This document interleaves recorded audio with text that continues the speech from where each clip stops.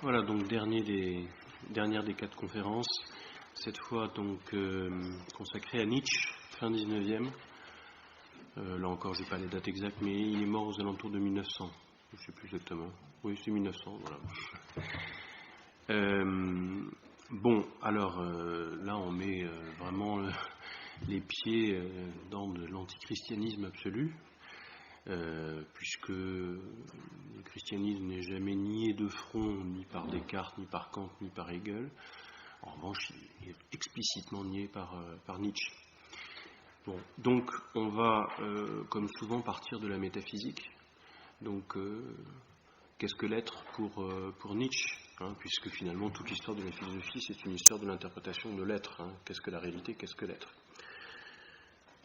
Donc ici, n'y allons pas par 4 chemins. L'être pour Nietzsche, le fond de l'être, l'essence de l'être, c'est donc la volonté de puissance.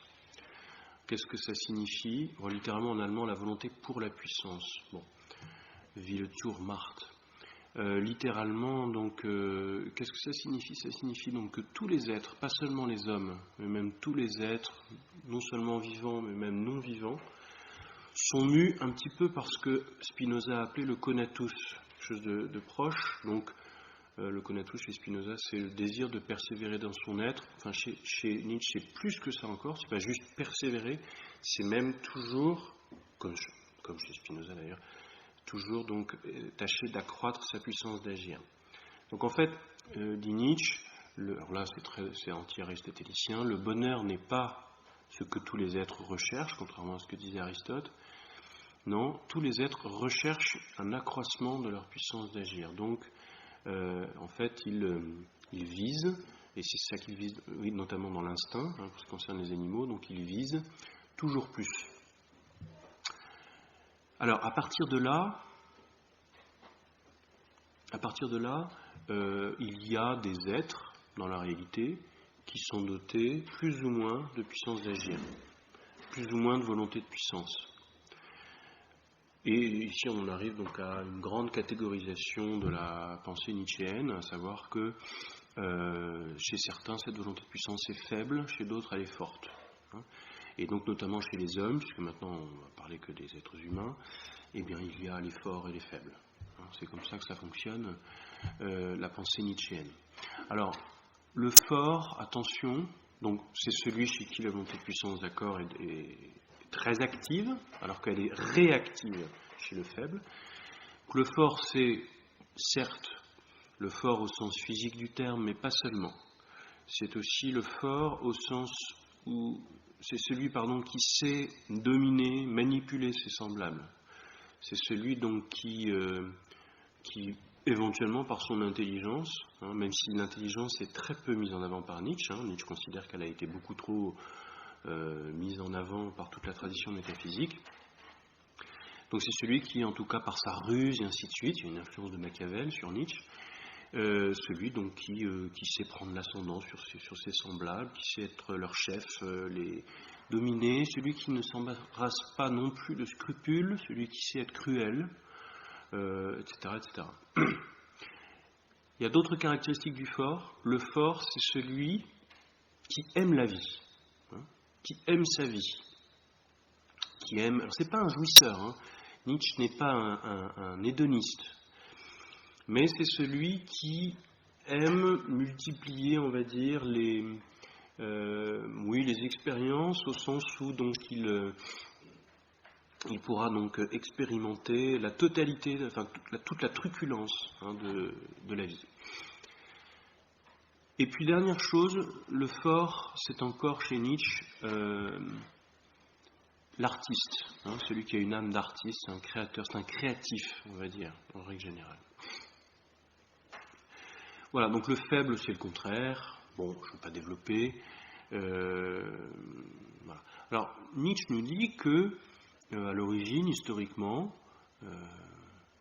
avant Platon, avant le judaïsme du Second Temple et avant le christianisme, et bien donc dans la Grèce homérique ancienne, par exemple, c'était les forts qui étaient constamment promus, qui étaient constamment admirés. en fait, on admirait qui? On admirait les héros, ceux qui donc ont une âme noble, qui n'ont peur de rien, et ainsi de suite.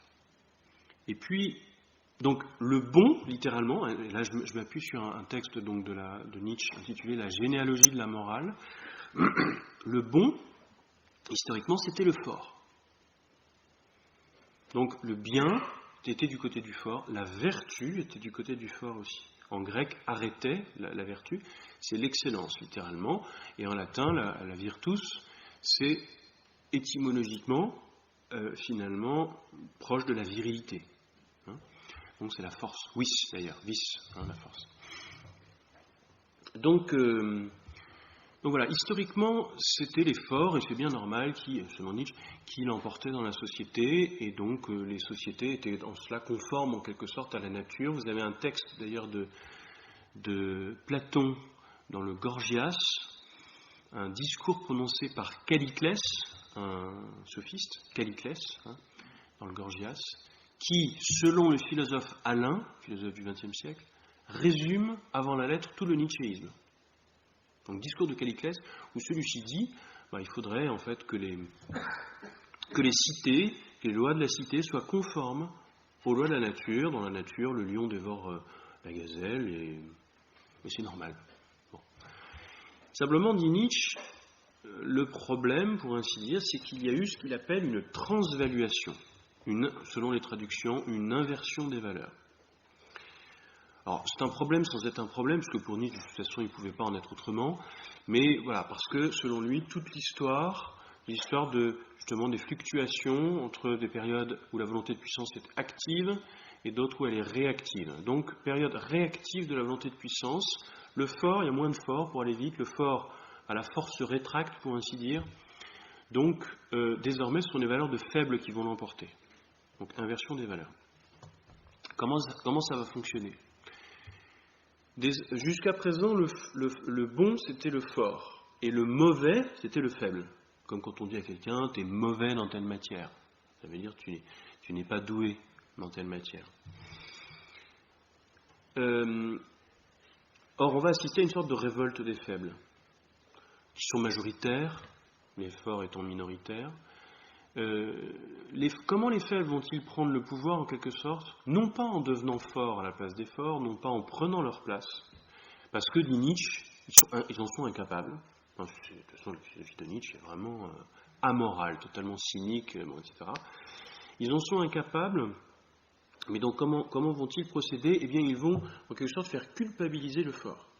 C'est ce que Nietzsche appelle le ressentiment. Par envie, par jalousie, le faible va inventer un nouveau système de valeurs, pour faire culpabiliser le fort. Alors ce nouveau système de valeurs, on le trouve par exemple dans le platonisme, Nietzsche est très anti-platonicien, on le trouve donc notamment dans la promotion du genre intelligible. Ce monde-ci, le monde sensible, c'est de la morve, dit Platon, par exemple dans le Cratyle. Donc vous voyez, tout s'écoule et c'est de l'ordure, comme de la morve. Donc tout change. En revanche, il existe au-dessus de ce monde physique, donc un monde stable, le genre intelligible, qui contient les idées, etc., et contient surtout la vérité qui est stable. Eh bien, nous dit Nietzsche, la vérité, c'est une invention. C'est une invention de faible, parce que le faible, selon lui, donc, ne sait pas s'adapter au monde physique dans tous ses changements. Donc, il invente un monde stable qui va en quelque sorte le rassurer et qui prétendument, dit Nietzsche, va contenir donc tout un ensemble d'idées éternelles. Et c'est au nom de la vérité, désormais inventée, que le faible va également inventer une morale. Donc, dans ce genre intelligible, sont contenues tout un ensemble de nouvelles valeurs, le bien étant totalement redéfini. Donc le bien est redéfini désormais comme correspondant à la gentillesse, en fait à la faiblesse. Et au contraire, le mal correspond au méchant, c'est-à-dire au fort. On trouve ça chez Platon, effectivement, par exemple justement dans le Gorgias, Socrate soutient contre ses adversaires sophistes que, ouvrez les guillemets, il vaut mieux subir une injustice qu'en commettre une. Et donc, dit Nietzsche, c'est une démarche, c'est une attitude de faible. Alors les faibles donc vont promouvoir ce nouveau système de valeurs et à partir de là vont donc culpabiliser les forts. Et ils vont y parvenir. Et c'est la raison pour laquelle donc toute la métaphysique occidentale va être gouvernée d'abord par la révolution platonicienne et dans la continuité de Platon, ainsi que du judaïsme du Deuxième Temple, donc le christianisme. Donc avec par exemple le sermon sur la montagne, les béatitudes, si on te frappe sur la joue gauche, tends la joue droite, et ainsi de suite. Donc autant de préceptes qui pour Nietzsche correspondent donc à une morale de faible. Donc pour Nietzsche, il y a un lien très fort entre le platonisme et le christianisme. Nietzsche dit quelque part que le christianisme est un platonisme pour le peuple, un Pöbelplatonismus. Voilà, donc à partir de là, ces valeurs de faible vont travailler, vont saper en quelque sorte les valeurs héroïques de l'Occident. Alors c'est une thématique, entre parenthèses, qu'on retrouve abondamment dans les courants actuels du néopaganisme, qui existent, et qui sont souvent évidemment antichrétiens et qui s'inspirent beaucoup du nietzschéisme. Donc souvent ils ont tendance à considérer que les valeurs héroïques ont continué à exister, ont continué à exister donc au Moyen-Âge, notamment à travers la chevalerie et ainsi de suite, mais petit à petit le christianisme a fait son œuvre en soubassement et donc a fini par dissoudre finalement les valeurs, l'héroïsme qui pouvait caractériser le monde occidental. Donc pour Nietzsche, en fait, toute la modernité, la philosophie des Lumières, les droits de l'homme, le socialisme, tout cela vient du christianisme. Donc en fait, c'est une position qui le rapproche, bizarrement, pour ainsi dire, du modernisme chrétien. Enfin, je dis pour ainsi dire, parce que évidemment, le modernisme chrétien ne soutient pas, ne soutient pas les valeurs de force, de fort, etc. Mais il y a un point commun quand même, c'est-à-dire que le modernisme a tendance à considérer justement que un certain nombre de valeurs modernes viendraient du christianisme, pour Nietzsche également, sauf que le jugement de valeur porté sur ce diagnostic, les jugements de valeur sont opposés. Nietzsche considère aussi que la modernité vient du christianisme, mais il le déplore. Enfin, personnellement, je préférerais adopter la position bien connue de Chesterton, à savoir que le monde moderne est rempli de vertus chrétiennes devenues folles. À mon avis, c'est la meilleure façon d'interpréter les choses. Enfin bon, laissons Chesterton, si je puis dire, de côté, pour l'instant. Et donc revenons à Nietzsche. Voilà, les valeurs, notamment le socialisme et ainsi de suite, donc en promouvant donc un égalitarisme, etc., eh bien, ces courants de pensée donc sont de véritables dissolvants, dit Nietzsche, donc sont cause d'une décadence, et conduisent, selon lui, toute la civilisation occidentale au nihilisme. Parce que parfois on a tendance à qualifier Nietzsche de nihiliste. Pourquoi pas de l'extérieur, on peut le qualifier comme tel, mais lui-même ne se qualifiait pas de nihiliste, lui-même se considérait comme un ennemi du nihilisme. Il voulait dépasser le nihilisme. Selon lui, c'est donc le platonisme et le christianisme qui conduisaient le monde moderne au nihilisme. Alors, à partir de là, vous aurez compris que le nietzschéisme, comme je vous disais tout à l'heure, est un amoralisme. En fait, en soi, il n'y a pas vraiment de morale, et la morale telle qu'elle a été inventée est contre nature. Nietzsche écrit dans le livre du philosophe, dans la troisième partie du livre du philosophe, il écrit, ouvrez les guillemets, « Pourquoi d'une façon générale toute morale quand la vie, la nature, l'histoire sont immorales. Pourquoi la morale alors que la nature est immorale? Si je synthétise sa citation. C'est absurde. Donc à partir de là, la position de Nietzsche consiste à considérer qu'il faudrait en quelque sorte aller à rebours.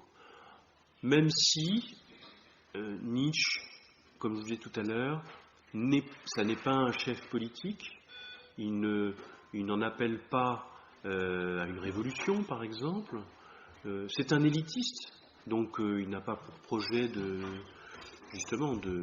dominer les foules pour changer cet ordre des choses.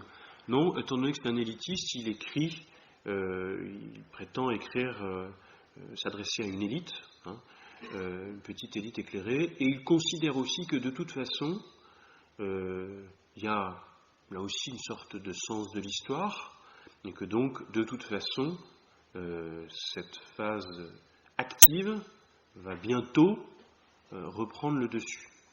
Alors un sens de l'histoire qui, lui, n'est pas du tout le même que celui de Marx, parce qu'on n'a pas affaire donc à une progression ascendante, on n'a pas non plus à faire une progression dialectique, comme chez Hegel, qui fonctionnerait un petit peu par rebond, si vous voulez.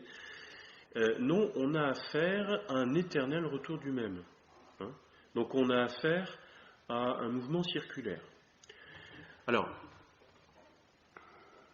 un éternel retour du même, donc ça c'est vraiment une doctrine centrale de Nietzsche, l'éternel retour du même. C'est une thématique, c'est une idée dont il a eu l'illumination, dit-il, un jour, alors qu'il était dans le nord de l'Italie, je crois, enfin bref.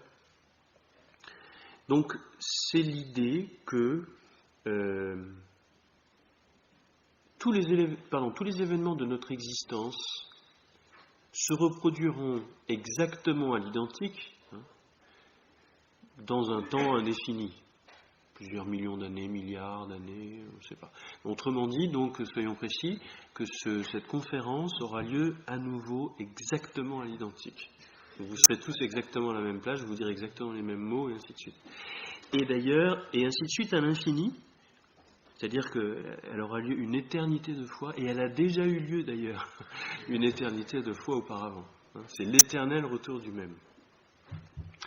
Alors pourquoi cet éternel retour du même?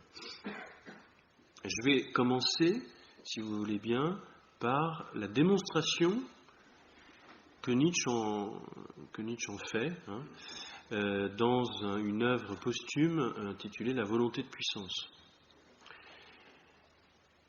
Donc c'est une démonstration qui se veut scientifique. Bon. Alors, voilà les postulats. Premier postulat, la quantité de matière générale dans l'univers est finie, elle est limitée. Une quantité de matière donnée et dit-il, il ne peut pas y avoir d'augmentation de la quantité de matière, parce que sinon ça reviendrait à l'hypothèse d'une création, ce qui est absurde, évidemment. C'est Nietzsche qui parle.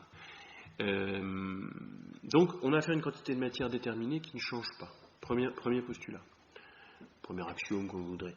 Deuxièmement, il faut admettre un déterminisme intégral. Une concaténation absolue, donc un enchaînement aveugle des causes et des effets. Les mêmes causes produisent toujours les mêmes effets.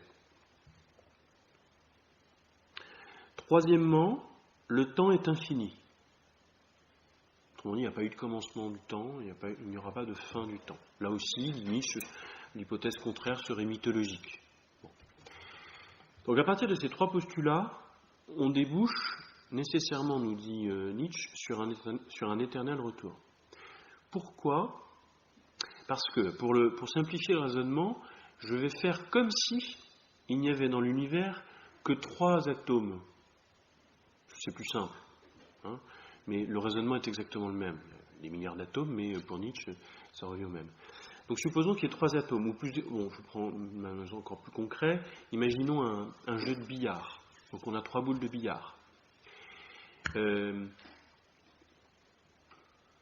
Bon, je vais peut-être faire un petit schéma juste pour simplement. Donc, ceci est un billard vu d'en haut, d'accord? Donc un billard français, il y a 3 boules, comme il se doit. Et donc, supposons que j'envoie donc une première boule de billard sur la seconde qui va percuter la troisième, bon, et peu importe. Et supposons aussi ensuite que la quantité de mouvement va être constante. Donc autrement dit, ces boules vont continuer à se percuter les unes les autres dans tous les sens et ainsi de suite, hein, comme on pourrait le simuler sur ordinateur. Donc elles vont continuer ainsi pendant un temps indéterminé, peut-être très long, mais logiquement, il va arriver un moment où statistiquement, toutes les configurations, toutes les combinaisons possibles auront été épuisées. Donc, logiquement, il va arriver un moment où ces 3 boules, A, B, C, vont se retrouver exactement au même endroit qu'au départ, avec la même force et la même inclinaison, enfin la même direction. Donc, puisqu'elles seront revenues au même stade qu'au départ et que les mêmes causes produisent toujours les mêmes effets, logiquement, on va avoir affaire à un deuxième cycle exactement identique à celui qu'on avait déjà observé. Et ainsi de suite à l'infini. Vous voyez le raisonnement ? Alors, sauf que dans l'univers, il n'y a pas 3 boules, donc il y a des milliards d'atomes. Mais enfin, nous dit Nietzsche, ça revient au même, parce que donc, le temps peut être fort long, mais logiquement, il y aura forcément, nécessairement un moment où la configuration générale des atomes sera exactement identique, et donc dans ces conditions, on aura à nouveau le même déroulé d'ensemble. C'est quasiment mathématique, dit-il. Alors, ça c'est un raisonnement qu'il développe dans la volonté de puissance. Sauf que, il y a un hic, si je puis dire, mais qui est assumé par Nietzsche lui-même, parce que Nietzsche considère aussi que la scientificité, c'est la scientificité, c'est un idéal de faible. Autrement dit, la science a été produite par la modernité. La science, pourquoi est-ce qu'elle a été produite ? Parce que l'homme moderne est en quête justement d'une certitude stable. Donc on est toujours dans une logique platonicienne, donc une logique qui nie la vie. Donc en fait, contre toute attente, Nietzsche nie non seulement le caractère déterminant de la scientificité, mais il nie même la pertinence de toute démonstration. Parce que Nietzsche se veut un irrationaliste. Alors pourquoi ? Eh bien, pourquoi se veut-il un irrationaliste ? Parce que, dit-il, historiquement, on commence à éprouver le besoin de démontrer quelque chose lorsque les gens ne croient plus à la chose en question. C'est pas totalement idiot, je trouve d'ailleurs, d'une certaine manière. Joseph de Metz dit quelque chose d'assez similaire dans ses considérations sur la France. Il dit c'est stupide ce projet des révolutionnaires que de vouloir mettre par écrit une constitution, parce que ça signifie que les gens n'y croient pas. Si les gens adhéraient aux lois, on n'aurait pas besoin de les écrire. Bon, et Nietzsche nous dit un petit peu la même chose. En fait, si les gens adhéraient, comme c'était le cas par exemple à l'époque homérique, à un certain nombre de valeurs, on n'aurait pas besoin de faire des démonstrations pour les en convaincre. D'où son irrationalisme. Bon. Mais alors ça signifie aussi, vous aurez compris, que tout y passe. C'est une sorte de décapant universel, si vous voulez. La démonstration n'est pas pertinente, la vérité n'est pas pertinente, mais donc ça signifie encore, nous dit Nietzsche, qu'on ne peut jamais convaincre personne. La raison est en fait impuissante. Nietzsche nous dit, une citation, « Ce dont on n'a pas une expérience vécue, on n'a pas d'oreille pour l'entendre. » Donc, ce qui veut dire qu'en fait, on ne prêche jamais que des convaincus, en quelque sorte, dit Nietzsche. Et en fait, on ne peut toucher que éventuellement la corde sensible de l'homme, éventuellement donc, on ne peut évoquer que des choses qui ont déjà une certaine résonance dans l'esprit de l'auditoire, mais on ne va pas le faire changer d'avis. Pour le coup, ça me paraît assez contestable. Enfin,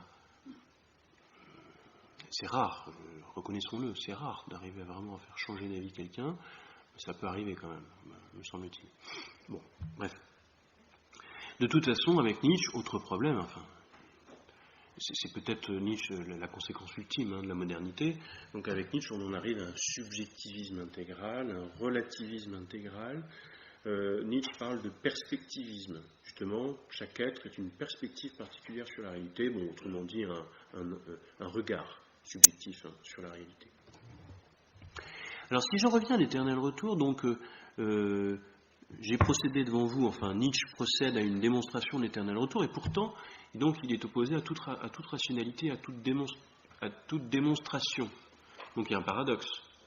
Je vous préviens tout de suite que Nietzsche, justement, se veut explicitement contradictoire, justement, puisqu'il est irrationaliste. Donc la contradiction ne le gêne pas, d'une certaine manière. Alors évidemment, c'est très déroutant, c'est un côté un peu exaspérant par moment. En même temps, Nietzsche nous dit qu'il sème des pièges dans son œuvre. C'est-à-dire qu'il ne faut pas, dit-il, enfin certains vont me lire de façon un peu superficielle, donc il faudra que je les embarque en quelque sorte dans des impasses. Tant pis pour eux. Et il reprend lui-même le mot, la dernière phrase de la Chartreuse de Parme de Stendhal, « To the happy few ». Et donc, dit-il, mon œuvre s'adresse aux heureux élus, aux rares qui parviendront véritablement à la comprendre, enfin bon, etc. Puisqu'encore une fois, il se veut élitiste, donc il veut en quelque sorte sélectionner son auditoire. Bon, donc ici, il assume la contradiction. Mais en fait, il y a une raison plus fondamentale. C'est que lui-même ne croit pas en l'éternel retour. Si rien n'est vrai, l'éternel retour n'est pas vrai. L'objection qu'on peut faire à tout relativiste, c'est une objection que faisait Platon déjà à Protagoras, par exemple. Ah bon, Protagoras, tu dis que l'homme est la mesure de toute chose, mais alors donc, la phrase « l'homme est la mesure de toute chose » est aussi la mesure de toute chose. Donc ça veut dire, implicitement, que ta position n'engage que toi. Donc, pourquoi est-ce que j'adhérerais plus à ta position, disait Platon, plutôt qu'à la mienne, etc. Mais Nietzsche tient compte de cette objection et il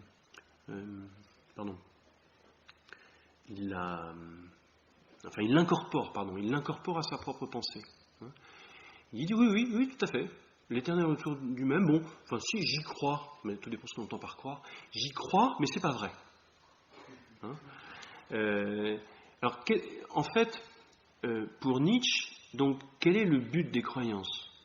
Bien, ça n'est pas d'adhérer au réel, parce qu'il n'y a pas de réel, ce n'est pas d'atteindre la vérité, parce qu'il n'y a pas de vérité. Le but d'une croyance, c'est l'utilité pour la vie. Est-ce que cette croyance m'est utile ? Est-ce qu'elle est utile à l'humanité ? Est-ce qu'elle est utile à la vie ? Donc la valeur la plus haute, il y en a quand même une chez Nietzsche, c'est la vie. Elle n'est pas haute, parce qu'elle est basse en fait. Vous voyez, c'est justement la valeur de ce bas monde. C'est la seule qui soit, c'est la vie, la volonté de puissance. Alors, bon, me direz-vous, et l'éternel retour dans tout ça ? Eh bien, l'éternel retour, c'est une croyance utile, nous dit-il. Pourquoi c'est une croyance utile ? Parce que ce qui caractérise le fort, je vous le disais tout à l'heure, ce qui caractérise le fort, c'est qu'il aime la vie. Donc il aime ce qui lui arrive. Nietzsche reprend une expression qu'il emprunte aux stoïciens, la mort fati, l'amour du destin. Le fort, c'est celui qui aime sa propre destinée, qui aime sa propre existence. Et donc dans un autre texte, dans une autre œuvre, antérieure d'ailleurs à la volonté de puissance, dans le Gai Savoir, il raconte, le Gai Savoir est composé de petits aphorismes, des textes d'une demi-page à 2-3 pages environ, et parce que là aussi, vous voyez, la pensée de Nietzsche ne se veut pas systématique, c'est tout le contraire de Kant. Vous vous souvenez, je décrivais Kant comme un soldat prussien, vous voyez, qui avance ses arguments, etc. Chez Kant, vous voyez, les trois œuvres, les trois critiques se tiennent de bout en bout. Chez Nietzsche, c'est totalement le contraire. C'est une œuvre complètement éparpillée, constituée de petits aphorismes. Nietzsche aussi est un grand admirateur d'Héraclite. Et Héraclite était surnommé l'obscur, déjà dans l'Antiquité. même avant que nous ayons perdu la plupart de ces fragments. Ce qui veut dire qu'aujourd'hui, Héraclite est encore plus obscur qu'à l'époque, pour nous. Et justement, Héraclite se contente de petites phrases énigmatiques qui invitent à la réflexion. Nietzsche procède un peu de la même façon, et donc dans le Gai Savoir, il nous propose une sorte de fable. Et dit-il, que dirais-tu si...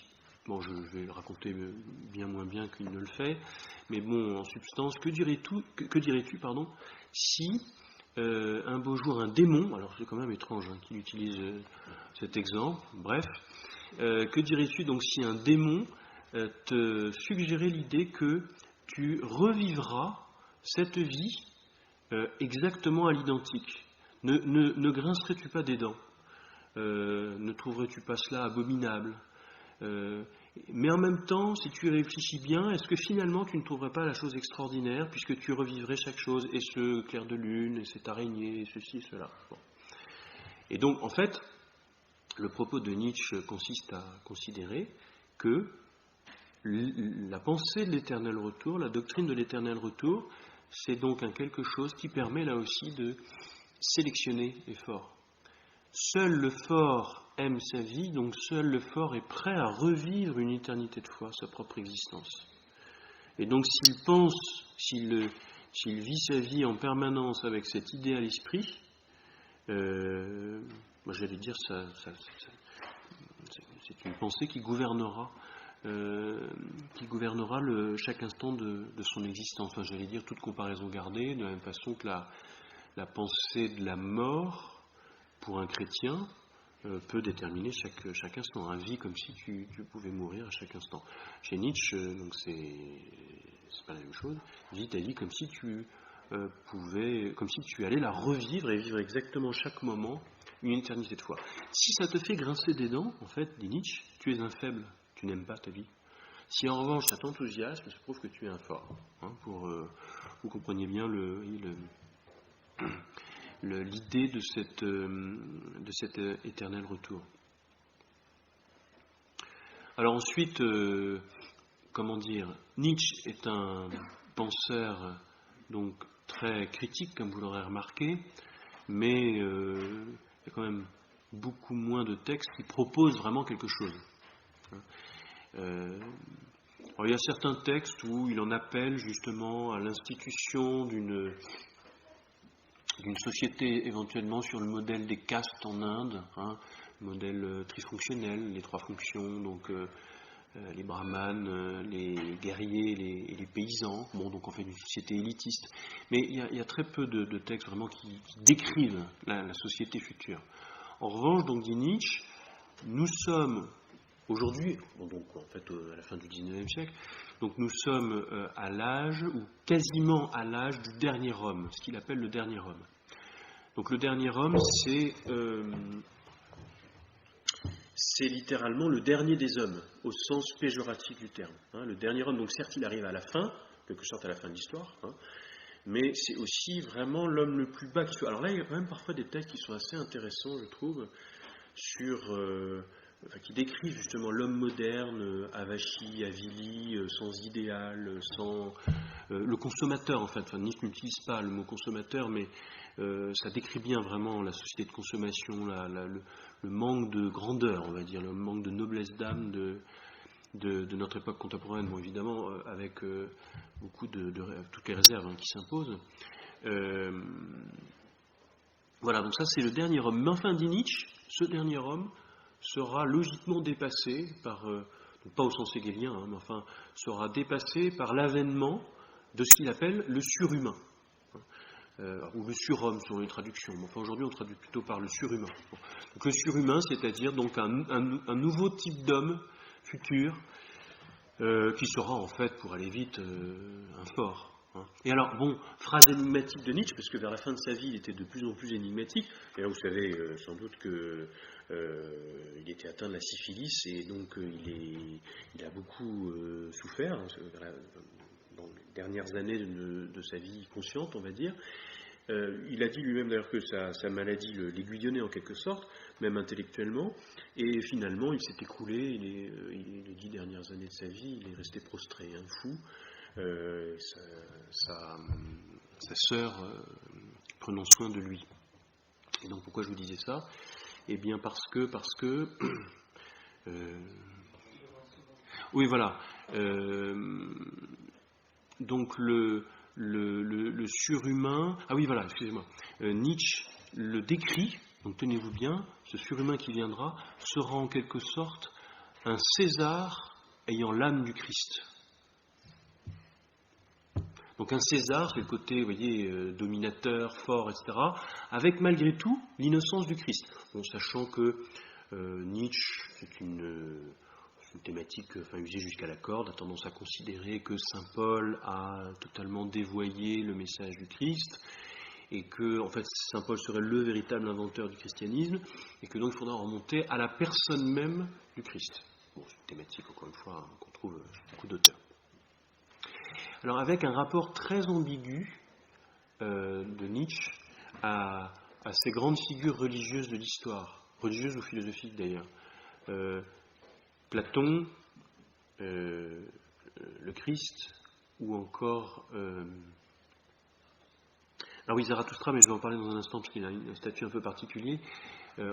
Contentons-nous par exemple, donc oui voilà, nous mettons donc des figures comme celle de Platon, du Christ ou de saint Paul. Eh bien, nous dit Nietzsche, ce sont des faibles, selon Nietzsche, d'un certain point de vue, parce qu'ils ont promu des morales de faibles. Bon, j'ai expliqué pourquoi rapidement.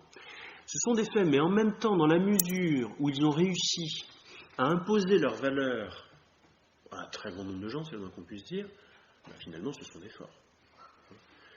Alors peut-être Nietzsche lui-même, je pense que Nietzsche se classait lui-même parmi les forts, et je pense que lui-même aspirait en tant que prophète peut-être du surhumain à venir, aspirait justement à avoir une influence telle sur la civilisation occidentale qu'il ait eu autant d'importance que tous ces grands prophètes. Alors quant à Zarathustra, donc vous savez effectivement que Nietzsche est l'auteur d'une œuvre magistrale intitulée Ainsi parlait Zarathustra, qui est une œuvre donc à contenu philosophique, mais dont la forme est beaucoup plus poétique que philosophique. Hein, c'est pas du tout un traité conceptuel ou systématique, c'est un texte qui est écrit dans une langue prophétique pour aller vite, hein, une langue religieuse quasiment. En fait, comment dirais-je, donc Zarathustra, dans Ainsi parlait Zarathustra, c'est bien évidemment Nietzsche, hein, pour aller vite. Lorsque Zarathustra parle, c'est Nietzsche qui parle. Mais ce qui est paradoxal, c'est que si on se penche sur le personnage historique nommé Zarathustra, eh bien on se rend compte qu'en fait, le Zarathustra historique professait exactement le contraire de la philosophie de Nietzsche. Alors le Zarathustra, je dis historique, en même temps c'est un personnage légendaire en grande partie, hein, enfin passons.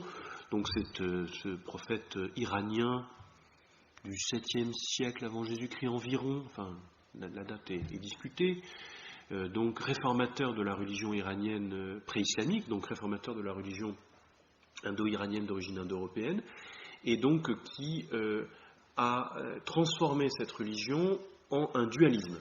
Zarathustra a influencé le manichéisme, hérésie donc bien connue du IIIe siècle, à laquelle saint Augustin a appartenu d'ailleurs dans son jeune âge.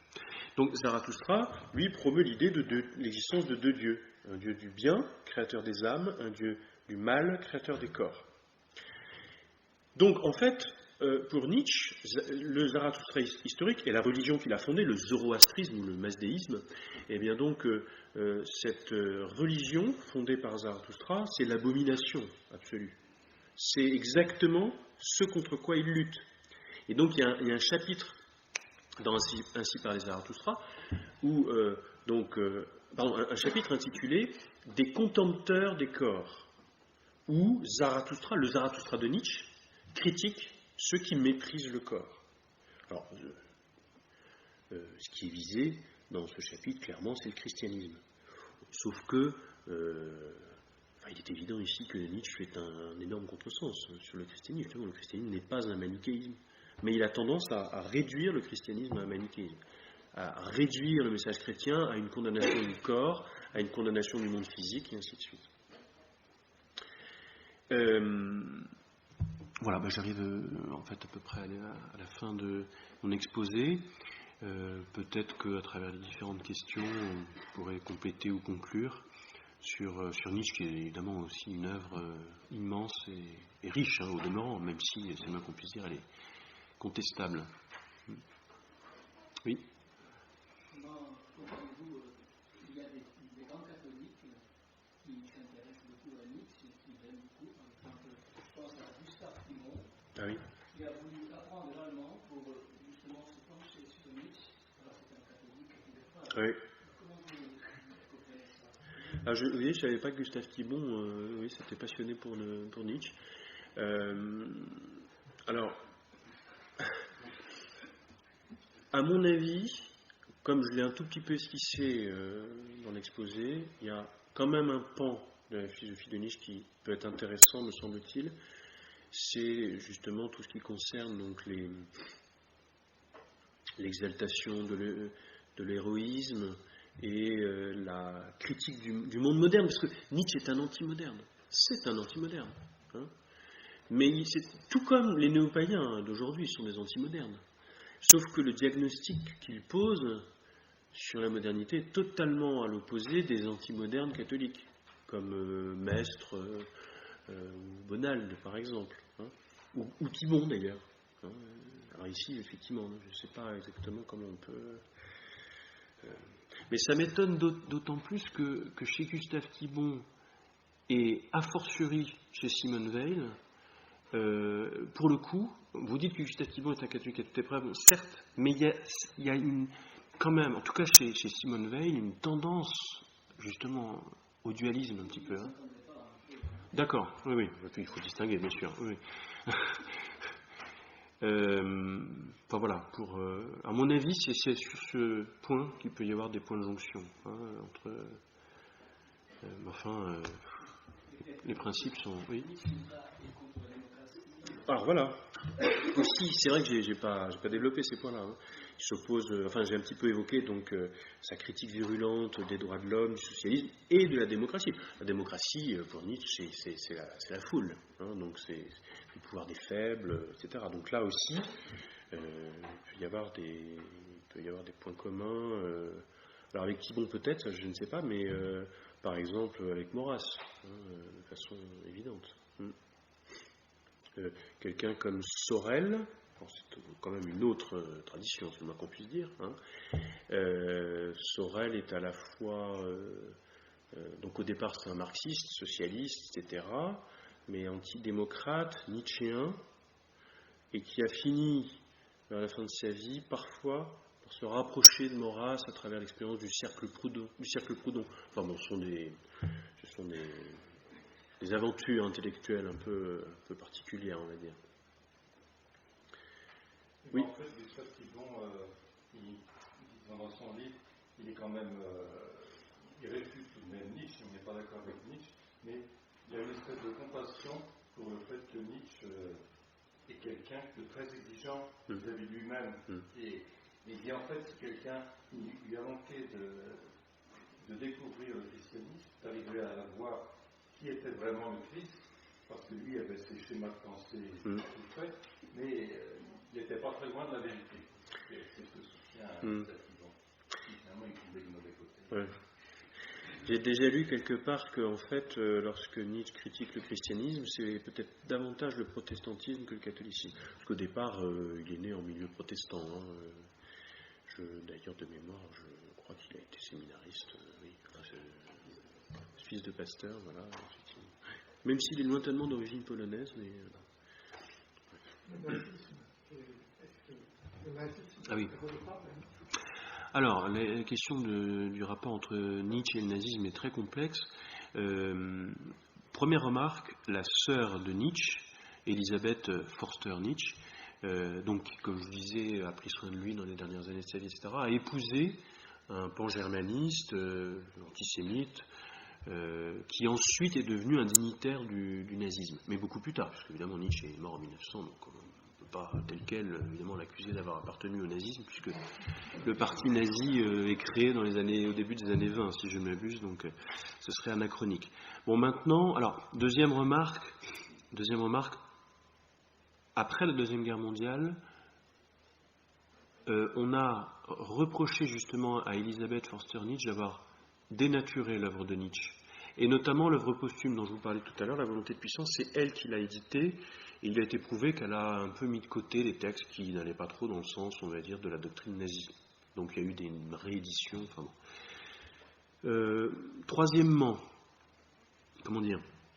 Nietzsche a eu une énorme influence sur le paganisme ou le néopaganisme. Mais parfois il a été récupéré par les néo-païens, j'allais dire, contre son gré, parce que de son vivant, vous savez que Nietzsche a été très proche à un moment de Wagner, qui s'est enthousiasmé pour un grand nombre de thèmes néo-païens, l'or du Rhin, Wotan, les Nibelungen, Siegfried et ainsi de suite. Et puis ensuite, Nietzsche s'est séparé de Wagner, pour des raisons personnelles, mais également donc, parce qu'il trouvait que en fait, ce néopaganisme avait un côté assez ridicule. Et disait-il, non, on ne peut pas ressusciter des cultes qui n'existent plus, ce serait ridicule de se rencontrer dans des bois, en grande tenue, etc. Donc il faut inventer quelque chose de nouveau. Voilà. Ensuite, alors, pour ce qui concerne le nazisme, il y a aussi un autre problème, c'est que le nazisme lui-même, pour ainsi dire, ne constitue pas un bloc. C'est-à-dire qu'à l'intérieur du nazisme, il y a plusieurs courants. Et il y a un courant néo-païen qui est très fort, c'est Rosenberg, par exemple. Mais enfin, il y a d'autres courants. Et d'ailleurs, qu'on le veuille ou non, il y a eu un certain nombre de catholiques qui ont adhéré donc, au parti hitlérien, etc. Et qui évidemment ne se reconnaissaient pas dans le néopaganisme et qui ne se reconnaissaient pas non plus nécessairement dans la pensée de Nietzsche. Alors maintenant, concrètement, soyons honnêtes, évidemment, toute cette thématique justement du fort, de l'immoralisme, et ainsi de suite, on va la retrouver notamment à l'intérieur du courant néo-païen, à l'intérieur de l'hitlérisme. C'est assez évident. Mais c'est une question qui est complexe. Parce que Nietzsche lui-même prend ses distances à son époque. Alors notamment, vous savez qu'il y a des textes effectivement où Nietzsche a des mots très durs à l'égard des Juifs, donc évidemment ça a été dans le sens ensuite de l'interprétation nazie. Mais en fait, il a ensuite, comme je vous l'ai dit, un petit peu changé son fusil d'épaule. C'est-à-dire que sur le tard, je crois qu'il a écrit quelque part « Je suis un anti-antisémite ». Parce que la récupération justement faite de son œuvre par un certain nombre d'antisémites l'exaspérait. De toute façon, Nietzsche détestait être classé. Nietzsche se veut, évidemment, beaucoup de penseurs comme ça, se veut absolument unique, donc non, je ne suis pas néo-païen, je ne suis pas ceci, je ne suis pas cela, ma pensée est plus subtile, etc. Voilà, pour en substance. Oui. Oui. Alors c'est dans le Gai Savoir notamment. Alors c'est une phrase qui est assez complexe parce que Dieu est mort, ça signifie pas forcément je viens de tuer Dieu et j'en suis heureux. Si on lit le texte dans le Gai Savoir, en fait, le texte est assez ambivalent parce que il en parle dans le Gai Savoir, on parle aussi dans la Cité à Zarathustra. Et donc en fait il dit Dieu est mort, nous l'avons tué, mais que reste-t-il? Et donc en fait nous sommes face à un grand désert. En fait pour Nietzsche, la mort de Dieu, ou la mort du divin plus exactement, s'amorce avec Platon. Parce que Nietzsche n'est pas athée. C'est en tout cas ambigu. Comme souvent chez lui. Il dit lui-même qu'il est très difficile, c'est un véritable athée, ce qui est vrai d'ailleurs. L'athée, il nie explicitement l'existence de Dieu. C'est quand même très difficile de vivre avec ça en assumant jusqu'au bout. Mais enfin, indépendamment de ça, Nietzsche n'est pas vraiment athée, justement, il serait plutôt proche du néopaganisme, donc il a tendance à considérer que finalement la croyance au Dieu, au polythéisme, à la présence des dieux ici-bas, quelque chose justement qui accentue la truculence de la vie. Et il reprend cette phrase d'Héraclite, citée par Aristote d'ailleurs, même dans la cuisine, les dieux sont présents. Les dieux sont présents partout. Voilà. Et donc, alors, Platon, en exilant l'essence dans un autre monde, a en même temps exilé Dieu, ou exilé le divin. Donc le monothéisme, pour Nietzsche, a eu tendance à aspirer tout le divin et tout le sacré dans un autre monde, dans une transcendance, et donc a totalement produit un monde désenchanté, pour reprendre l'expression de Gaucher à l'heure actuelle, un monde désenchanté, donc un monde qui ne contient plus de merveilleux. Alors là, à mon avis, justement, Nietzsche parle beaucoup plus du protestantisme quand il décrit cela. Bon, bref. Donc Dieu est mort, nous l'avons tué.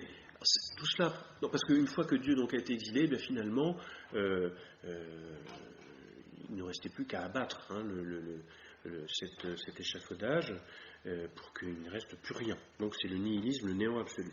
Maintenant, il faut le remplacer par autre chose. Et donc, pour Nietzsche, peut-être faut-il, justement, à travers les valeurs de force et ainsi de suite, réintroduire un nouveau paganisme, une nouvelle présence du divin dans le monde. Vers la fin de sa vie, donc, Nietzsche a écrit, son petit aphorisme, c'est Dionysos ou le crucifié. Donc, entre les deux, il faut choisir.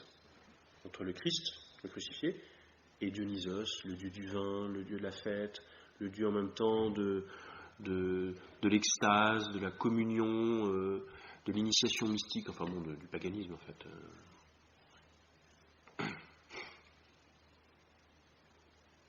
Oui. Et vous avez parlé aussi du judaïsme du second temps, et c'est cité explicitement par Nietzsche, comme dans le bloc Platon plus christianisme. Oui, je crois bien, dans la généalogie de la morale, oui, effectivement. Selon lui, c'est vraiment à cette époque que se met en place la transvaluation. Un livre biblique en particulier ou... Je me souviens plus, pour être honnête. Je l'ai lu il y a une vingtaine d'années, et j'aurais dû le relire plus récemment. Dans les inspirateurs de Nietzsche, entre Hegel et Nietzsche, est-ce que vous me diriez un mot sur Schopenhauer? Oui, alors Schopenhauer a été le maître de Nietzsche, pour ainsi dire, enfin le maître. En tout cas, au début de sa vie, Nietzsche est un grand lecteur de Schopenhauer. Donc effectivement, Schopenhauer permet de comprendre un certain nombre de choses, notamment la volonté de puissance et ainsi de suite. Maintenant, ça exigerait une conférence entière. Mais en soi, c'est très intéressant, notamment le lien entre Schopenhauer et le bouddhisme. Enfin bon. Mais oui, par rapport au judaïsme, oui, ça fait penser, donc tout à l'heure je voulais l'évoquer, donc je disais oui que Nietzsche par endroits a des mots très durs à l'égard des juifs, mais en fait certains exégètes ont remarqué que lorsqu'il attaque le judaïsme, c'est surtout le christianisme qui est visé. Mais en revanche, il est souvent très admiratif des juifs contemporains, des juifs actuels, du juif errant et ainsi de suite, parce qu'il dit, alors là justement c'est un peuple de forts. Pourquoi ? Parce que par-delà 2000 ans, ils ont réussi à maintenir leur culture, leur identité, et ainsi de suite.